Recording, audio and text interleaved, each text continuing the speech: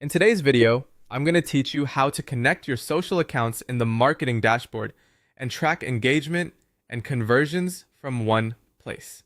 We'll walk through the process of getting to the social area, connecting your business profiles, monitoring activity across channels, and using conversion data to understand which social platforms are actually driving new contacts into your CRM.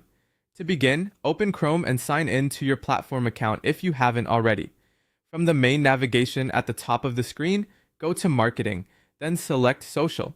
This takes you to the primary social dashboard, where you can manage connected accounts and review your social activity in one centralized workspace. If you're new to this area, take a moment to get familiar with the layout, because this is where most of your day-to-day social management will happen. Once you're on the main social dashboard page, click the Connect Accounts button. This utility is what allows you to bring your business social profiles into the platform so you can manage them more efficiently.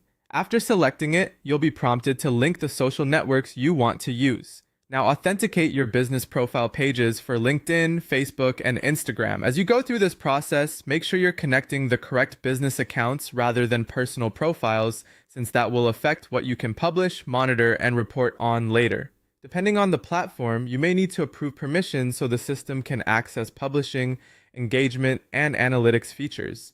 Carefully review each prompt and complete the login process for every channel you want to connect. After your accounts are linked, head to the Unified Social Streams tab. This is where you can monitor mentions, comments, and other interactions from your connected social profiles without having to jump between separate apps or browser tabs.